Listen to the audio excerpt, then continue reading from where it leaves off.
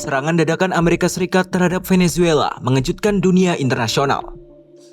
Terlebih, usai penangkapan Presiden Venezuela, Nicolas Maduro, Amerika Serikat menyatakan keinginannya untuk mengambil alih negara tersebut.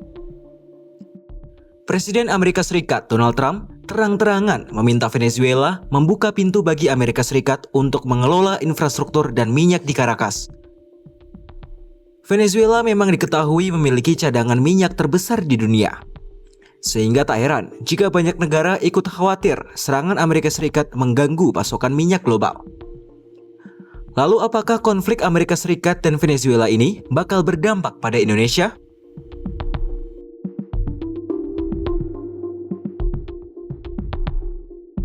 Dirjen Migas Bumi Kementerian ESDM, Laude Sulaiman, menyebut pemerintah belum melihat dampak langsung dari konflik itu.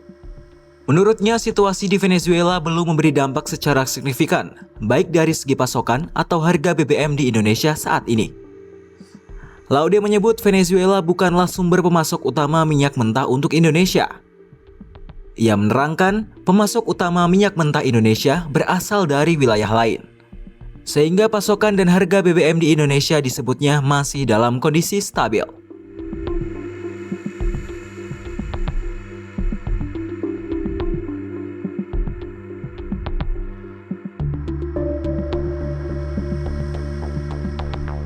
Meski demikian, Laude menerangkan pemerintah tetap mengambil langkah antisipasi dan terus memantau perkembangan situasi di Amerika. Pemerintah juga tetap mempertimbangkan potensi dampak yang ditimbulkan konflik itu terhadap harga minyak dunia. Laude pun mengungkap bahwa pemerintah telah menyiapkan kebijakan untuk mengurangi ketergantungan impor solar.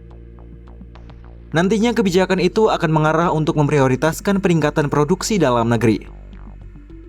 Laude menyebut pemerintah berupaya menerapkan kebijakan itu pada Januari 2026 ini. Namun, Laude menyatakan perkembangan dan tindak lanjut kebijakan itu akan disampaikan pemerintah sesuai mekanisme yang berlaku. Di sisi lain, PT Pertamina International Eksplorasi dan Produksi menyebut salah satu pemegang saham terbesar memiliki aset yang berada di Venezuela.